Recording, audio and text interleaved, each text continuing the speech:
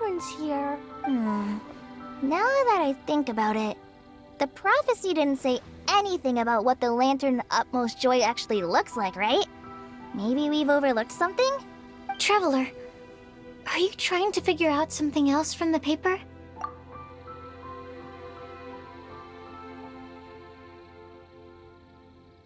Paimon's reading too! Huh? It says to look up, but there's nothing above us! The wind didn't trick us, did it?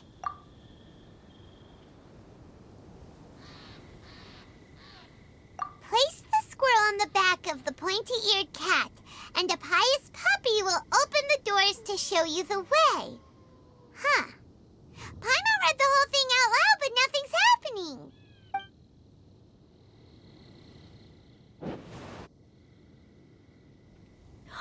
Look! Look! The wind is blowing! What a strong wind current. Let's ride it up and see where it leads us. Huh? We'll have to fly up there? Can someone carry me with them? Here.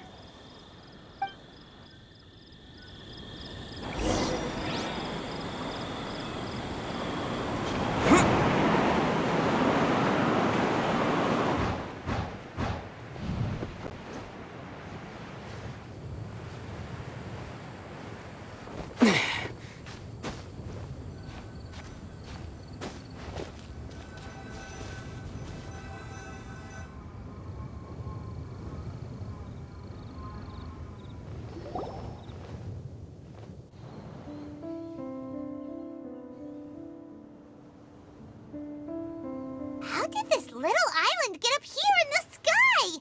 Did somebody make it? Just to be safe, I've been jotting down our entire route here. This way, no one will get lost. Oh, good thinking, Kale. Who would have thought we'd find this kind of table here? Weird. It's almost as if someone was holding a tea party. I never would have guessed that such a place could exist. Right above Mondstadt, too. Wow, look at that pretty lantern on the table. There's even a chair for each side of the lantern, too. There seems to be something on the back of this chair. Let me have a closer look. Take your seat, present your answers, and you shall reach enlightenment. Well, as far as instructions go, I guess that's simple enough. So we just need to do as it says, right? Wait a second. Huh? What is it, Albedo? We'd better make sure this place is safe before taking our seats. Everyone, please stay clear for a moment. Well, all our questions and doubts aside, the scenery here is pretty amazing. It'd be impossible to feel stressed here. How is everything, Albedo? Everything seems to be fine.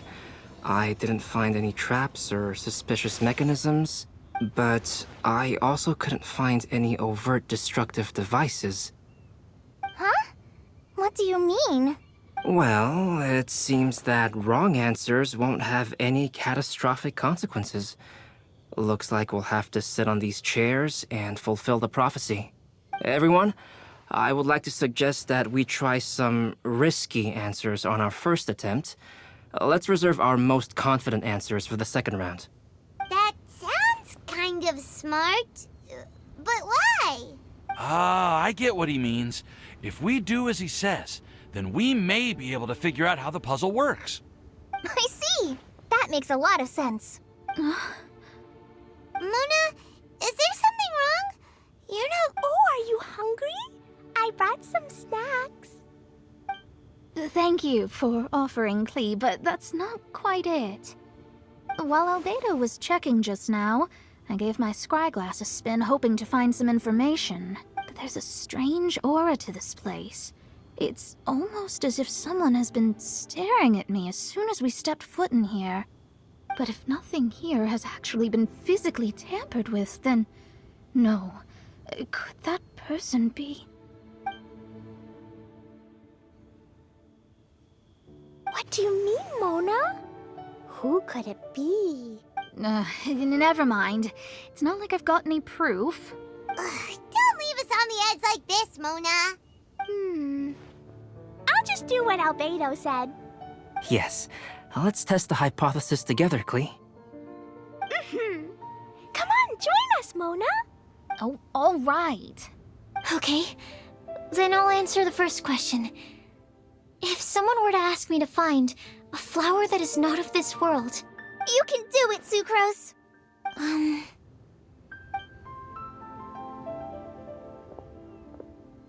Then I would fetch a Tetratanic sweet flower. Alright, I'm up next. My part of the prophecy is to find a guide who will never get lost.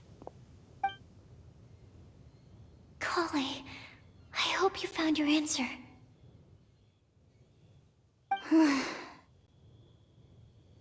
My answer is that I will be that guide. For a long time, I have been guided by others. It's taken me a while, but I finally made it to where I am today. Although I still haven't made a name for myself, and I'm still quite immature, I would still like to put my name forward. Because I would like to become a guide that can help others. I want to help others the same way Amber, Master Tainari, Sino, and everyone else helped me. Now it's my turn to pass on the gift that I've been given. All right. It's up to me to answer the third part. I'll submit myself as one who would never lie. Although I've never really had any other virtues or talents, I'm confident that I've always been an honest person. I'd like to thank everyone, too, for giving me this opportunity to validate myself. And last but not least, I will answer the final part of the prophecy. There's no tale more befitting the title of a legend that never ends than our fates as human beings. Wait! The lantern just lit up! Whoa! All four sides of the lantern are glowing! Huh? But... Kale, could I ask you to stand up for a second? Oh, alright.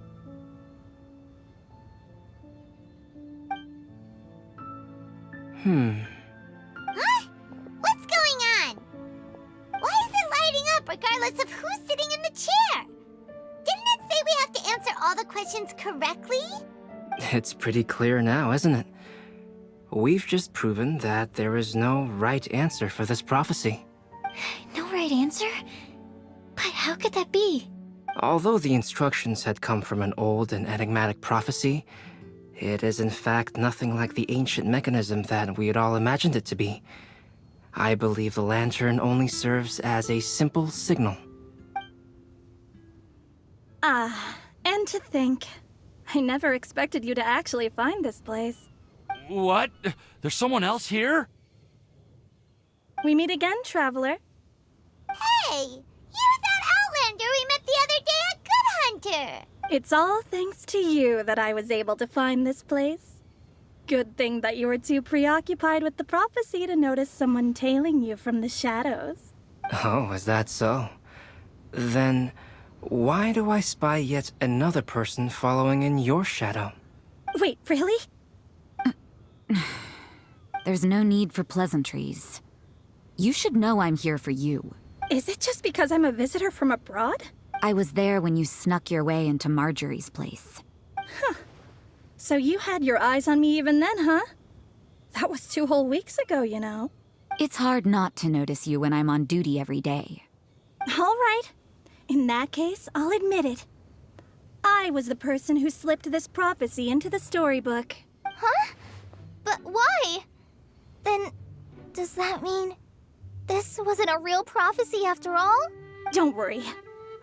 Even though you probably have plenty of reservations about me, you can be sure that the prophecy is genuine. In fact, many of you here today may have heard the code name of the one who left the prophecy to me. She hailed from an ancient assembly of powerful women, each of whom used a single letter to signify themselves. Who would have guessed? It seems that power was indeed left behind by the old hag after all. Ah, so you're B's student. It's an honor to meet you. I am Scarlet, the successor of Jay. What are you talking about? It's a long story, but I'm not quite sure that I'm the best person to tell it. Since you've all spent so much time and energy trying to decipher this prophecy, you must also be very interested in the secret behind this lantern, no? The lantern has already been lit. Now then, please allow me to disturb your happy peace. Huh. Why did this little thing just light up? How strange. Hello? On the other side of the lantern. Can you hear me over there? Mom? Oh, I hear many youthful voices. Madam, I am Scarlet, the successor of Jay. Oh, since we've last gathered, Jay's successor has already become so reckless and bold. Unbelievable. Wait. Why are you talking just like the old hag? Old hag? Who would dare say that? Is that Mona? Who are you? Who dares imitate my master? And what of imitation and mimicry? It has always been a fool's errand to mimic and learn from humanity. Aunt Alice, I'm here too. Mom, why are you trying to talk like other people? So I see everyone's here. Well then, my warmest greetings, everyone. Miss Alice, why would you... Well, it's been many years since this lantern last lit up. You can't blame me for thinking that one of the old friends from my youth may have decided to catch up again. Why she sounds so coy all of a sudden? And if I recall correctly, we left this lantern in the care of the Animo Archon Barbados. You must be commended for uncovering an artifact entrusted to the god of wind himself. Tell me, are you sitting around my beloved tea party table? It's a really long table. Oh, so you are. I suppose this means even the Animo Archon has granted you entry to this place. Was all of this Scarlet's doing? Wait. Paimon's completely lost now. So what was this assembly you were talking about earlier? Oh, Miss Alice, would it be all right to leave the explanation of that to you? Well, you should be rewarded for making it all the way up here and activating the lantern. Now then, let me tell you a long and ancient story. Ever heard of the Hexenzirkel? As the spooky name suggests, it's a secret society. Once upon a time, it even challenged the Animo Archon himself. But he replied, "Let us make music, not war, and resolve our conflicts through song." From then on, the mages would only ever convene in the woods, in the skies, or on the edges of cliffs. At these tea parties, they discussed their stories and secrets and resolved their differences, as the tea and cakes bore witness to their pledge never to fight amongst themselves. Yesterday, I snuffed out the life of my beloved. He had grown old and was extremely sick. He loved me dearly, so I took his fate in my hands and ended his pain. I'm raising a son. Of all the children I had, he's the only one left. But I suppose that still makes me a mother. My lifespan is nothing compared to yours, so I wish to leave you with my storybook. Actually, maybe you can pass it on to your children one day. Oh, this looks interesting. Let me scry. My dear sisters, we mustn't let prophecies threaten our bonds of friendship. Even the most frightening witch was once a little girl, and growing up can be so tough. Sometimes we all need to vent our troubles to the wind. Even if the nations go to war, or the sky falls down, the mages' tea parties shall forever be held around this table.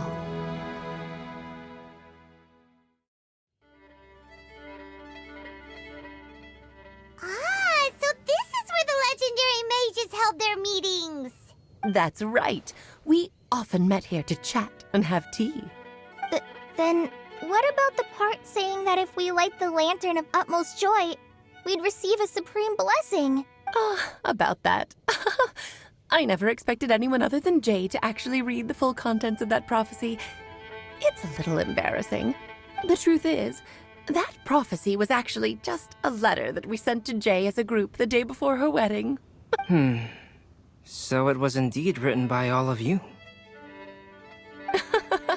I must thank you for resisting the urge to immediately reveal the truth to everybody, Albedo. Knowing you, you probably figured out everything the moment you laid eyes on the message. No, it took me a little longer than that. A flower that is not of this world, a guide who will never get lost, one who would never lie, and a legend that never ends. These 4 descriptions signify 4 individual mages. When a member of the organization had to leave the group to spend the rest of her days with her beloved, the other mages would write down this prophecy and send it to her to invite her for a final get-together. A flower that is not of this world signifies, of course, flowers that do not naturally exist in this world. This is the signature of our full name, Rhindaughter, also known as Gold. If there's anyone in this world who could create a flower species that does not yet exist, it would be her. The guide who will never get lost is N, otherwise known as Nicole. You may not have encountered her yet, but she is a truly extraordinary woman who has made this world's direction and order her subject of study. Some of you may be fortunate enough to have already heard her voice. Like a prophetess, she will only speak to guide people toward the truth when a change has occurred in the world. She has a tendency to suddenly speak in someone's mind without any warning. If one day you would be unfortunate enough to run into a truly dangerous situation, she may use her voice to guide the way forward for you. Who would have guessed that there are so many mysterious women in this world and that they would all know each other? The one who would never lie is me. I hope no one would take offense. It's just that I, Alice, or A for short, have always had a soft spot for those with sincerity and candor. As for a legend that never ends, you may not know M in person, but you've likely encountered one of her works. Have any of you ever read The Boar Princess? Huh? I'm pretty sure every child in Mondstadt has read that book. It's also one of my favorite stories. M was an exceptional human writer who used her prose to teach me the meaning of grief. Don't you think such a person would deserve a seat at the mage's table? Paimon's getting more and more lost. It may sound hard to believe, but I can attest to everything that Alice has said.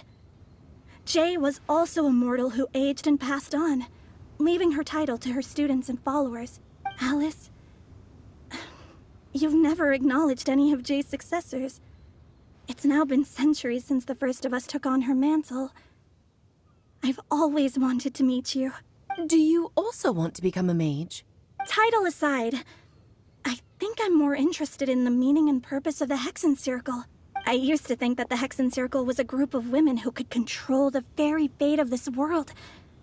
But now, I've seen for myself that besides Jay, many other ordinary people were also among you. Do you think less of us now? No, not at all. My interest has been piqued, and I'm now even more drawn towards the idea of becoming a mage. You're right. I've never acknowledged any of Jay's successors, but you are different. You are much more fascinating than any of your predecessors. Oh, has someone finally piqued Aunt Alice's interest? Now is not a good time, Scarlet, but as soon as I am able, I will seek you out for a meeting. I want you to tell me all about Jay's married life back in her hometown. So the mage who received the prophecy letter from all of you was Jay? She left the Hexen Circle after getting married? Precisely. There was only one way the letter could have been interpreted. She would have known what we meant as soon as she saw the message. We were just asking one thing of her. Please come to see us again. Before you go and settle forever with your happiness, please come share some of it with your best friends and sisters. So, the Supreme Blessing actually meant... All journeys are fleeting and will eventually come to an end. What will give us the most fulfillment and happiness in the end are those who will greet us at our journey's destination. Dear child, I believe you can also understand what I am talking about.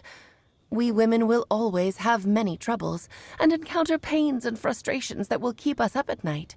But no matter how hard things may become, we will cross mountains and oceans to see our best friends again, regardless of how many years have passed or how far the distance may be. As long as we can be with our beloved friends, our hearts will be filled with joy. To us mages, that's what being supremely blessed is all about. Oh. I still don't get it, but I do know that all the mages are Mom's best friends. If you ask how I see it, the Hexen Circle is just a group of ladies that I spent my youth with. Anyway, I'll introduce some of the other members to you all later. I still have a few things to attend to, so this will have to do for today. Bye, Mom.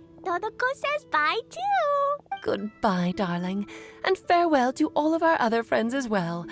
I'm sure we'll see each other again. Oh, now that I think of it, isn't it getting close to that time of year? Yes, it's Windblume again, Alice. It's also a special anniversary date. I'm sure you still remember. Yes, I do remember now. It was on this day many, many years ago that Jay tied the knot. Oh, just in time for the Festival of Love and Freedom. Everyone, please enjoy this year's Windblume Festival to the fullest.